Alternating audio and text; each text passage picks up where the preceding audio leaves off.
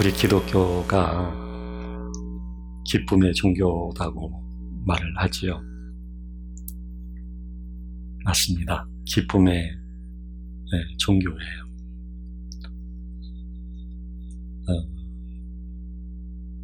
예전에 그 설문을 통해서 확인된 바가 있는데, 교회 이름 중에 많은 사람들이 교회를 선택하게 되는 이유로 좋아하는 교회 이름이 있대요. 그게 평강이래요.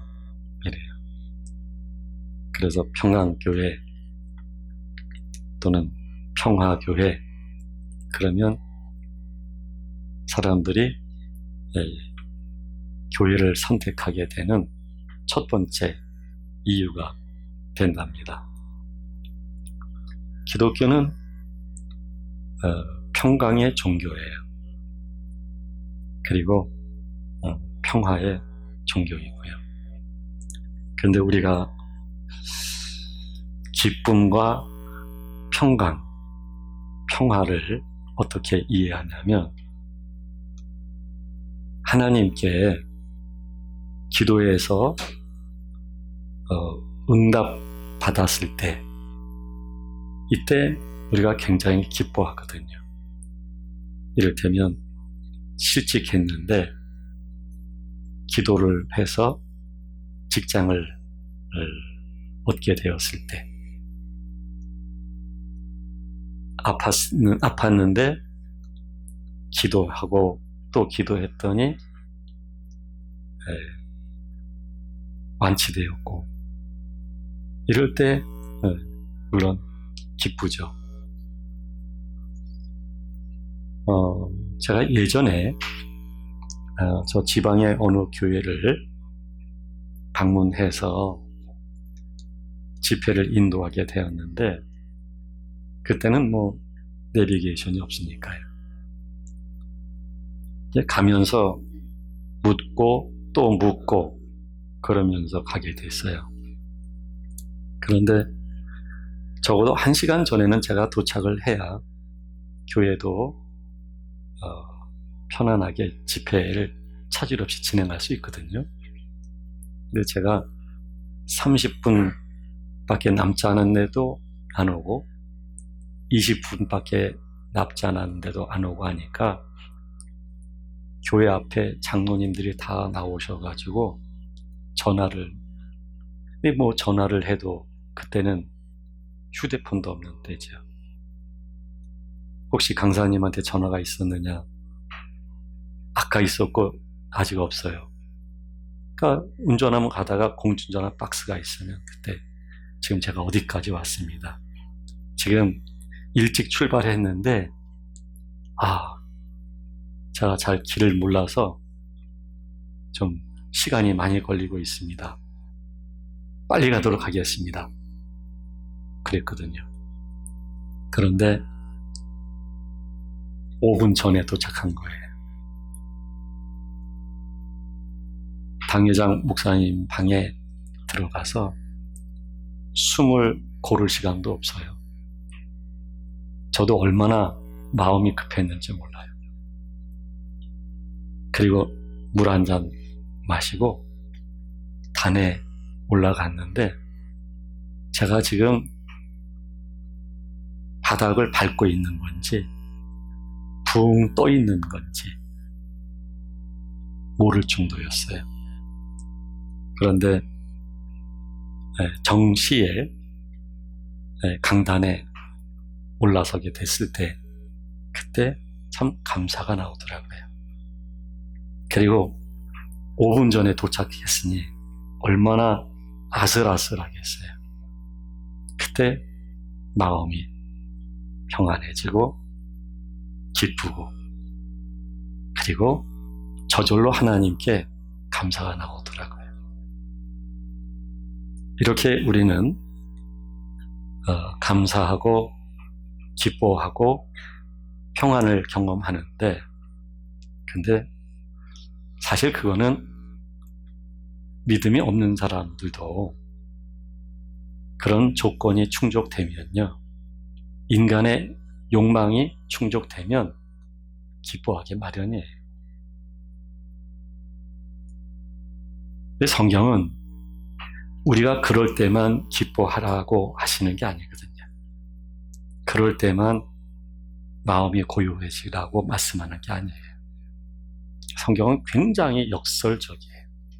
고통 중에도, 핍박 중에도, 매를 맞고 굶주릴 때도, 오해를 받아서 정말 억울하죠. 여러분, 오해를 받는 것처럼 억울한 일 없어요. 정말 그거는요, 세상에 그 흔한 말로 미치고 팔딱 뛸 일이라고 그래요. 이 마음을 양말처럼 뒤집어 보여줄 수가 없잖아요.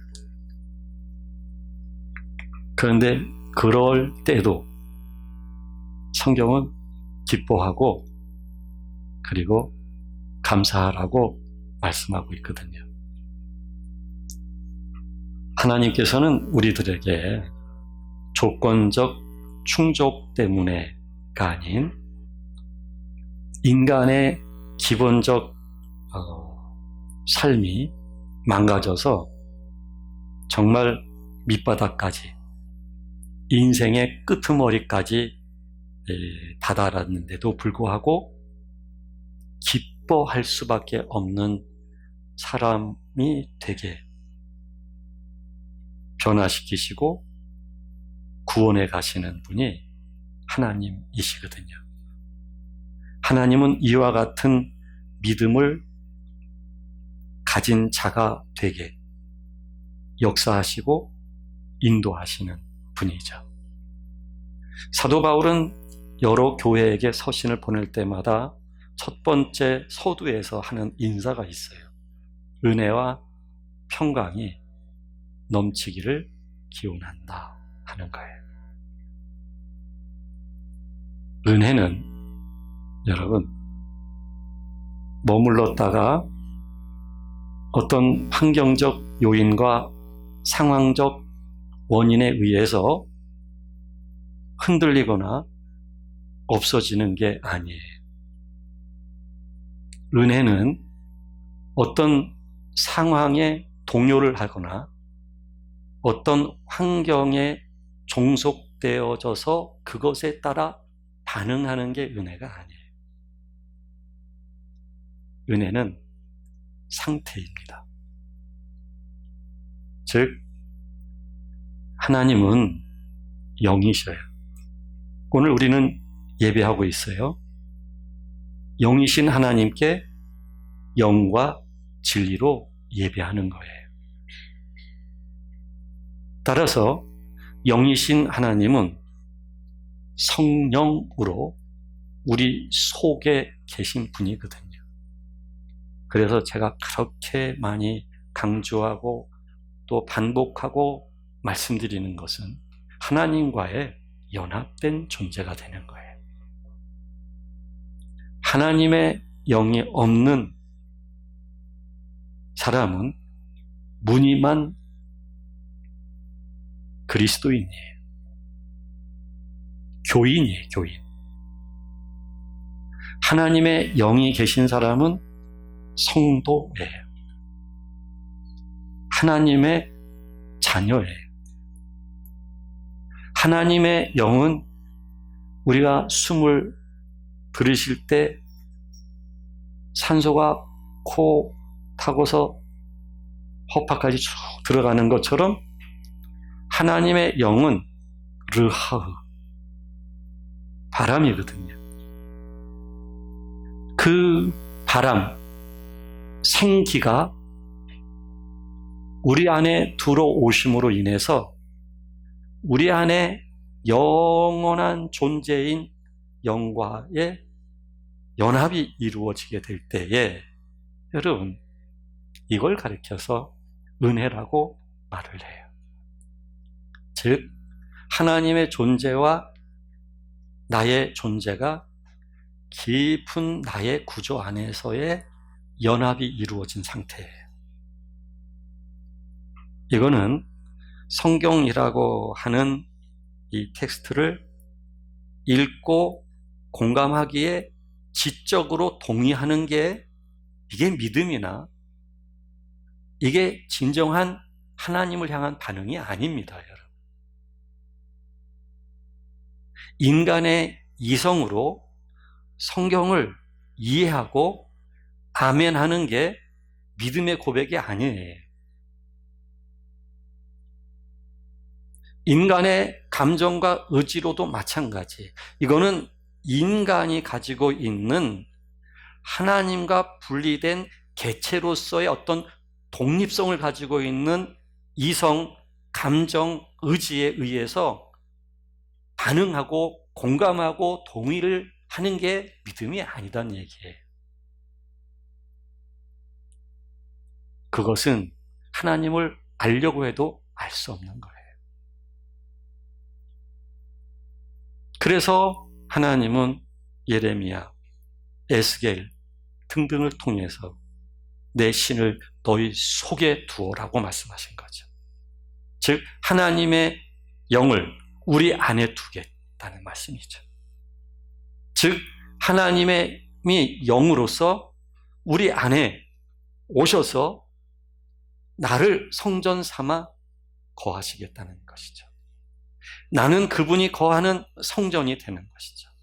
따라서 믿음이라고 하는 것은 지정의라고 하는 인간의 겉사람이 가지고 있는 요소의 영역 속에서 나타나는 현상이 아니라 하나님의 영이 인간의 본질인 영 속에 오셔서 연합된 상태가 될 때에 하나님이 믿어지는 거예요. 이것이 은혜예요. 그 은혜가 있다 보니 그 결과로서 외적으로 표현되어지는 게 평강인 거죠. 그래서 은혜는 상태요, 평강은 그 상태에 의하여 드러내어지는 표현이 되는 거예요. 하나님과 우리 주 예수 그리스도로부터 은혜와 평강이 넘치기를 원하노라. 우리 주 예수 그리스도가 그렇게 영으로 우리 속에 찾아오신 거죠. 그래서 여러분, 우리가 그 은혜가 임하게 되면, 크게 임하게 되면 감동이 흐르는 거예요. 그 은혜의 감동, 그 은혜의 감동은 내 속사람이 변화된 거예요. 근본적이고 본질적인 내 속사람이 의와 진리로서 새 사람으로의 변화가 온 거예요. 그래서 감동이 흐르는 거예요. 그러니까 감옥 속에 갇혀서도 감동이 흐르는 거죠. 굶주림 속에서도 하나님을 경외하고 감사할 수 있는 이 매우 역설적이고 매우 신비로운 그런 고백이 가능한 것이죠. 하나님의 영광을 위해서 사람과 천사들에게 구경거리가 내가 되어도 내가 좋겠다 라고 말을 할 수가 있는 것이죠. 사도 바울이 철인이기 때문에가 아니에요. 우리와 성정이 다르고 우리와 수준이 분명하게 다른 아주 특별한 종류의 사람이기 때문에 매를 맞고 매를 맞아도 죽지 않을 정도로 매를 맞고 굶주리고 잠도 못 자고 감옥에 있고 몸에 질병이 있고 이 고통 속에 있는데도 불구하고 그가 은혜에 대한 평강이 넘친 것, 은혜에 의한 감동이 흐를 수 있었던 이것은 사도 바울의 인물됨이 아니에요. 그러니까 사도 바울은 자신은 죄인 중에 괴수입니다. 내가 죄인 중에 괴수였습니다. 나는 죄인이었습니다. 그런데 예수 그리스도를 알고 난부터 그 은혜에 의해서 사도 바울은 용서받은 죄의 괴수로서 오히려 하나님의 은혜가 감동스럽고 감격스러운 나머지 로마가 어디입니까? 살이 떨리는 곳입니다. 거기서 마지막 인생이 고통 속에서 마감될 수도 있을 것입니다. 능히 인간은 본능으로 도망갈 겁니다. 그럼에도 불구하고 두렵지 않고 떨림이 없이 나아갑니다. 인간의 자신감과 당당함이 아니라 은혜가 있기 때문에 하나님이 찾아오셔서 하나님의 영으로 함께하니 그 은혜에 의한 감동이 있어서 매맞음과 자지 못함과 굶주림 속에서도 내가 기뻐하고 또 기뻐합니다 라고 말을 합니다. 감옥에 있고 감옥문이 열렸을 때 지켰던 사람들은 죄수가 도망갔을까 봐 두려워 벌벌벌벌 떨 때에 두려워하지 마십시오. 나는 여전히 거기 있습니다.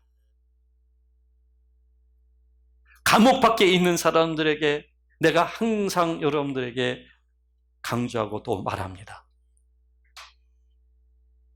내가 이렇게 반복하고 또 반복하고 거듭해서 말하는 이유는 나의 수고를 더함이 아니라 여러분들에게 안전되게 하기 위해서입니다. 그것은 주 안에서 기뻐하십시오 하는 것이었습니다. 그 기쁨이라고 하는 이것은 여러분 은혜에 의해서 주어지는 거예요. 이 은혜는요, 여러분 40일 금식 기도를 해서 얻어지는 게 아니에요. 이런 은혜는요, 우리가 끝없는 자기와의 싸움 속에서 얻어진 그런 게 아니에요.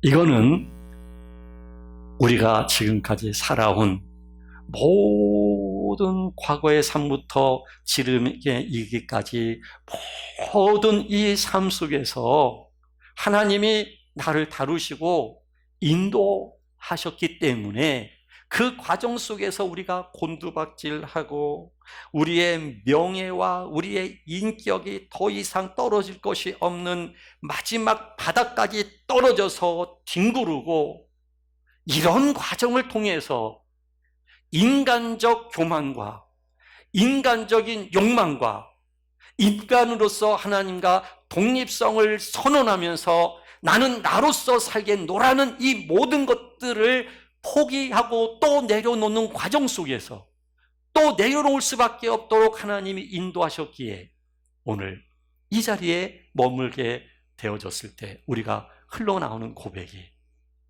하나님이 하신 일입니다. 이게 바로 하나님이 하신 일이었습니다. 여러분, 은혜의 감동이라고 하는 것은 오늘 내가 어떻게 결정하고 결심하느냐에 달려있는 게 아닙니다. 어떻게 오늘 내가 깨닫고 여기에 있는 게 아닙니다. 기독교가 깨달음의 종교 아닙니다, 여러분. 내가 깨달았다. 그 아닙니다. 나의 그 본질이 하나님의 역사에 의해서 바뀌는 겁니다. 내가 모든 삶의 과정 속에서 이리 부닥치고 저리 부닥치고 하면서 깨어져서 그 깨어짐을 통해서 하나님의 영과의 연합이 이루어지는 것입니다. 하나님이 그렇게 우리를 인도하셨고 역사하셨고 오늘까지 오게 되었는데, 따라서 여러분 오늘 은혜에 대한 감동이라고 하는 것, 그거는 과거가 인정되지 않으면 그 은혜에 대한 감동은 흐를 수가 없어요. 순간적으로 기분 좋은 일이 생기면 하나님의 은혜입니다. 감사합니다. 할 수 있어요. 근데 아까 말씀드린 것처럼 조건적 충족에 의한 감사인데 하나님은 이런 감사를, 이런 기쁨을 말씀하는 게 아니에요. 내가 오늘 은혜를 은혜로 인정하는 이것은 과거가 없이는 인정이 불가능한 겁니다. 나의 가까운 미래, 먼 미래까지도 이것을 결정해 주는 것은 지금까지 살아온 모든 삶 속에서의 하나님의 다루심이 인정되지 않고서는 이것을 정말 내 마음 깊은 곳에서부터 감격의 눈물이 흐르며 하나님이 나를 그렇게 인도하셨습니다 라는 고백이 없이는 현재와 미래는 참으로 밝을 수는 없는 것입니다. 그래서 잔느기용은 그런 말을 합니다. 하나님이 제게 망치를 사용하시지 않았다고 한다면 망치가 뭘까요? 못을 박는 거예요. 그 망치를, 하나님이 망치를 휘둘렀다고 하니까 좀 너무 하나님이 난폭하게 보이시잖아요. 네? 그거는 인간이 느끼는 감정이에요. 인간은 그 망치 정도로 안 되는 사람들이에요. 우리가 가지고 있는 우리의 자아의 그 욕망들은, 그 거만함들은 우리의 모습들 자체가 정화되거나 깨지거나 부서지기 위해서는 망치 정도로는 안 되는 사람들이에요, 사실은. 근데 우리가 느끼는 그런 느낌이죠. 하나님이 망치를 사용하셨다는 거. 그러니까 잔느기용은 망치를 하나님이 사용하시지 않았다고 한다면 내가 지금 하나님 아버지를 인정할 수 있는, 믿음을 고백할 수 있는 이와 같은 것이 내 안에 형성되지를 못했을 것입니다. 그러므로 나는 지금까지 나를 인도하신 하나님을 기뻐하고 감사합니다.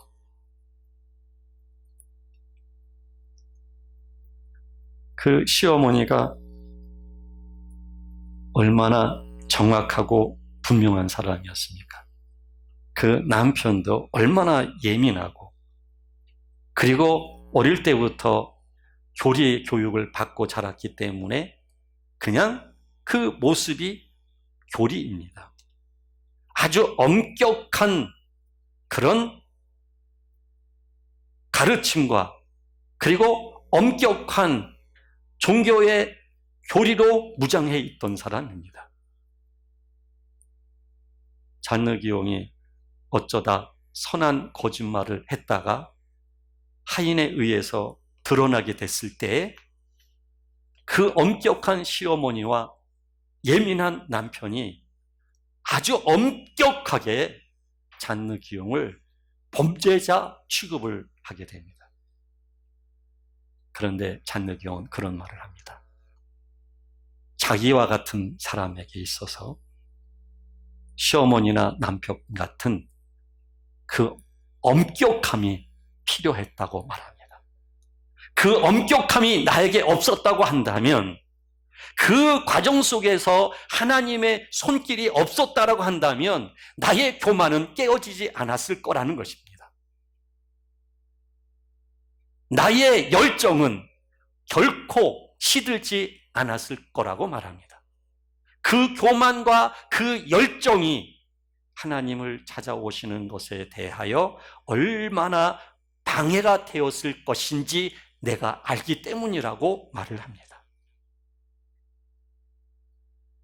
그래서 여러분, 그렇게 잔느기용의 삶 속에서 시어머니가 살아계시는 동안, 남편이 살아계시는 그동안 끝없는 아픔과 고통의 연속이었습니다. 주일만 미사를 허용합니다. 새벽에 미사 드리러 갔다가는 난리가 납니다. 잔느경은 한 번씩 저만큼 떨어져서 하나님 앞에 묵상하며 기도하는 시간을 가졌을 때 하나님의 영이 임재했을 때 그 임재에 의한 감동, 은혜의 감동에 도취되어 있는 나머지 몇 시간이든 그런 시간을 갖는답니다. 불러도 대답을 할 수 없는 상황입니다. 그리고 하인을 통해서 주인님이 부르십니다. 그때 달려가게 되면 욕을 듣고 엄청난 지적을 받게 되고 큰 범죄를 한 것 마냥 그렇게 공격을 받게 되어지고, 그런데도 불구하고 잔느기용이 하는 말은 그런 엄격함, 어쩌면 잔느기용의 입장에서 본다면 말이 안 되는 일입니다. 인격 살생일 것입니다. 그럼에도 불구하고 잔느기용은 그것이 내게 매우 필요했던 일이었음을 고백합니다. 우리가 지난 과거 또는 그 과거의 고통이 현재까지 연결되어 있을 수 있는데 이 자체에 대한 인정이 안 되면, 이 하나님의 다루심의 손길을 내가 받아들인 나머지 그것을 통하여 하나님의 영이 더 깊이 내 안에 임재하게 되었을 때에 그 은혜라고 하는 상태가 내 안에 형성되어진다고 한다면 나는 그 은혜의 감동이 흐를 것입니다. 그러나 그것을 부정하게 되면 하나님의 영은 내 안에서 부정하는 나의 말과 나의 성향의 공격성으로 인하여, 거부로 인하여 하나님의 영은 내 안에서 소외될 수밖에 없는 것입니다. 좋은 일만이 내게 유익한 게 아닙니다. 오히려 그 좋은 일만 있었다고 한다면 나는 지금 형편없는 사람이 돼 있을 수도 있습니다. 더 망가진 사람, 더 인간적으로 자아가 견고하고 강성의 어떤 구조로 그렇게 형성되어 있었을 것입니다. 여러분, 칭찬만이 좋은 건 아니에요. 제가 한 번씩 어떤 한 분 한 분에게 칭찬하면서도 제 자신에 대해서 항상 묻습니다. 그분을 위한 칭찬인지. 항상 묻습니다. 과연 그분에게 필요한 칭찬일지, 위로가 될지, 그 칭찬과 위로가 얼마만큼 그분에게 도움이 될 것인지 항상 묻고 또 묻습니다. 왜냐하면 칭찬이 자칫 잘못하게 되면 그 사람의 자아에게 하나님의 다루심을 통하여 처리되어져야 됨에도 불구하고 그냥 좋은 영양분을 공급해줘서 연명하게 해주는 것뿐이며 그 연명은 오히려 고통만 길어지게 할 뿐이기 때문에 그렇습니다.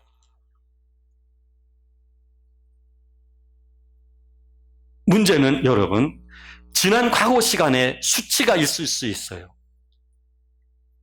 생각만 해도 내가 부끄러움을 느낄 수 있어요.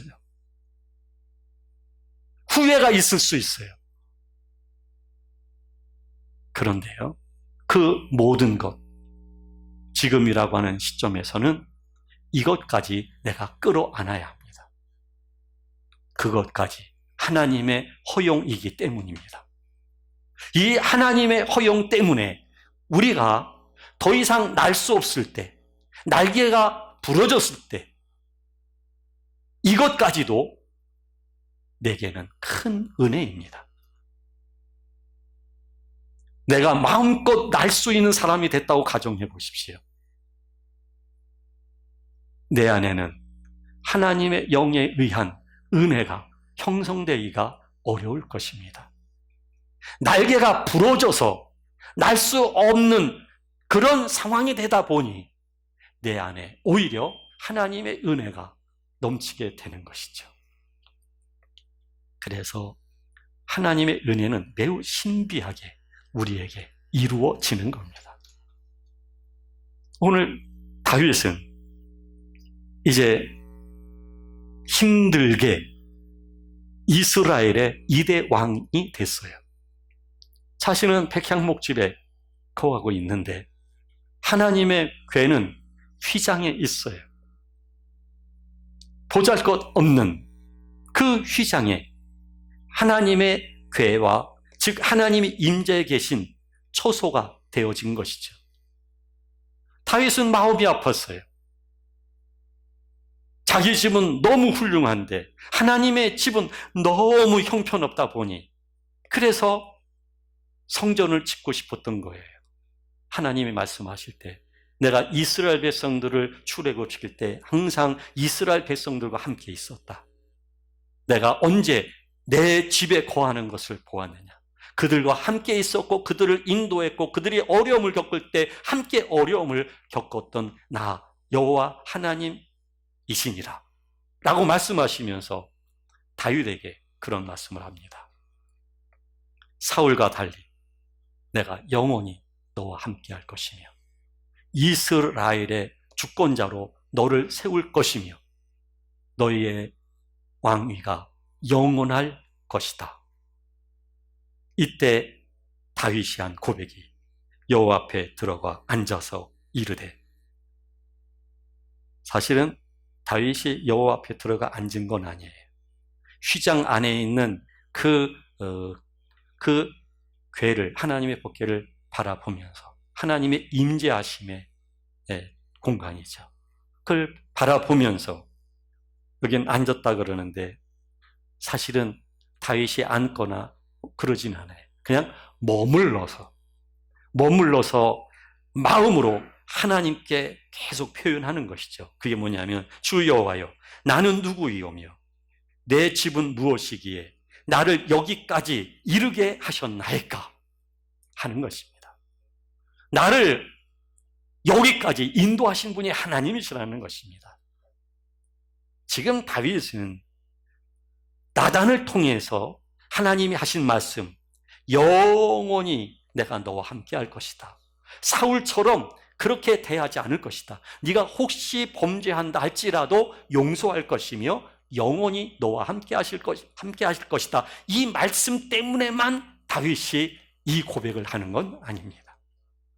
다윗의 지금까지 과정을 보십시오. 다윗은 사울에 의해서 죽을 고비를 여러 번 넘깁니다. 삶이 고단합니다. 블레셋까지 들어간 것은 살기 위해서 도피했던 것입니다. 블레셋 사람들마저 다윗을 싫어합니다.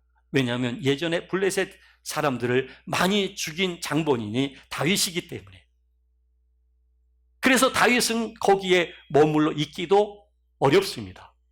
그러나 실성한 사람처럼 침을 질질 흘리면서 자신의 목숨을 연명하기 위하여 그렇게 연기를 하거나, 그리고 계속해서 사울은 자기를 죽이려고 추적을 하지를 않나, 자꾸 다윗을 죽이는 그 올무 속에 빠뜨리려고 하지 않나, 이런 과정을 겪어서 지금 왕위에 올라오게 된 것이죠. 이 과정 속에서 자신을 인도하신 하나님을 안 것이죠. 그래서 나는 누구이오며 내 집은 무엇이기에 나를 여기까지 이르게 하시나이까. 이 얼마나 감동스러운 이 고백을 하겠습니까? 그런데 여러분, 다윗의 지금까지의 이 과정보다 앞으로의 더 과정은 하나님의 구속사의 손길이, 더 무서운 구속사의 손길이 기다렸습니다. 참 다윗이, 사울이 말이죠, 블레셋 군에 의해서 죽게 되었을 때, 그리고 그 블레셋 사람들에 의해서 죽는 것은 선택된 하나님의 사람으로서 수치스러운 일이다 해가지고 칼로 자신을 스스로 이렇게 엎어서 칼에 찔려서 사울이 죽어요. 근데 한 사람이 다윗에게 와가지고요, 자기가 사울을 죽였다 그러면 상을 줄까봐 얘기했다가 다윗이 얼굴을 바꾸면서 뭐라고 말을 합니까? 어떻게 기름 부음 받은 하나님의 사람을, 왕을 네가 죽일 수 있느냐? 옆에 있는 사람에게 죽이라 그래가지고 그 자리에서 죽어요. 이 정도로 다윗은 하나님의 주권에 대해서 철저했던 사람이에요. 사울을 죽일 수 있었는데도 기름 부음 받은 하나님의 사람이기 때문에 자기는 죽이지 않는다고 말을 합니다. 철저하게 하나님의 주권을 인정했던 사람입니다. 그 하나님의 주권에 의해서 여기까지 왔으니, 그러니 인정이 될 수밖에 없는 것이죠. 하나님이 하신 일입니다. 여기까지 이르게 하셨습니다. 이 고백을 하는 것이죠. 그런데 여기까지는 괜찮아요. 그 다음에 그랬던 다윗이 우리아의 아내 밧세바를 취하게 되죠. 그리고 그 남편, 자기의 죄가 드러날까 봐 우리아를 전쟁에서 죽게 하죠. 다윗답지 않은 모습이에요. 근데 나단 선지자가 찾아와서 말했을 때 엎드리며 회개하지요. 침상이 젖을 정도로 울면서 하나님께 애통하면서 기도하지요. 그리고 나서 다윗에게 이제 큰 아들과 엄마가 다른 딸에게 큰 아들이 나쁜 짓을 하게 되죠. 압살롬이 그 일로 인해 가지고 그 큰 아들을 죽여버리죠. 그러니까 형제 간에 난이 생겨버리는 거예요. 그리고 나중에 압살롬이 왕권을 차지하기 위해서 아버지를 죽이려고 하죠. 다윗은 또 도망자 신세가 돼버리죠. 그런데 이 모든 과정이 하나님이 다윗을 세워가시는 과정이에요. 그냥 이스라엘의 왕으로서 다윗을 세우는 게 하나님의 목적이 아니에요.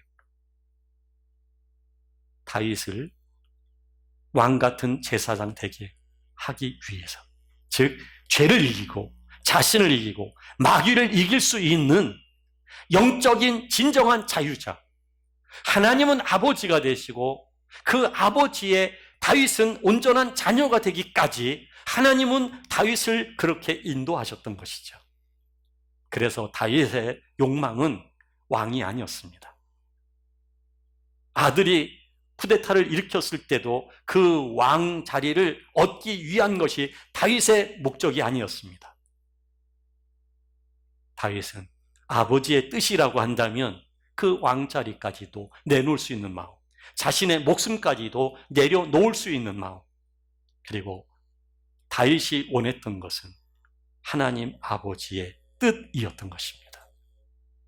그러니까 다윗의 인생은 하나님에 의해서 그 과정은 깨어짐의 시간들이었습니다. 새로워지는 시간들, 하나님의 사람으로 온전케 세워져가는 시간들이었습니다. 이게 바로 다윗의 인생이었고 오늘 살고 있는 우리들의 인생인 것입니다. 그러므로 오늘 여러분, 다윗처럼 그런 고백이 나와야 됩니다. 내가 누구이기에, 내 집이 무엇이간데 오늘 여기에 이르게 하나이까? 이렇게 은혜를 주십니까? 그 은혜에 대해서 여러분들의 감동이 흘러 넘쳐서 주무시다가도 벌떡 일어나서 조용히 뜨거운 눈물을 흘리면서 하나님께 감사하는 마음을 올려드리는 그런 감동들이 수없이 우리에게 있어야 합니다. 운전하면서도 하나님의 은혜에 감동해서 줄줄줄 흐르는 눈물, 하나님께 마음을 엎드려서 경배하는 마음, 그 하나님의 은혜가 감동이 되어 흐르게 되어질 때 여러분, 나는 기쁨의 사람이 되고 평강의 사람이 되고 그리고 고요한 사람이 되는 것이며 세상이 나를 흔들 수 없는 사람이 되는 것입니다. 은혜의 감동. 지금 살아온 모든 삶을 인정 통해서 은혜가 은혜 되게, 은혜가 온전한 은혜 되게, 그리고 그 은혜 속에서 감동이 흐르는 저와 여러분들이 될 수 있기를 간절히 바랍니다. 기도하시겠습니다. 하나님, 놀라운 은혜를 우리에게 주셨고 친히 우리 안에 사시면서 우리를 새롭게 하시고 의와 진리와 빛의 길로 걸어가게 인도하고 계십니다. 우리가 어떤 일을 겪는다 할지라도 두려워하기보다 그걸 통해서 내려놓고 깨어지는 그런 기회로 선용할 수 있게 하여 주옵시며 하나님이 하시는 모든 것에 대하여 믿음으로 받아들일 수 있는 우리 모두가 되게 하옵소서. 예수님의 이름으로 기도드리옵나이다. 아멘.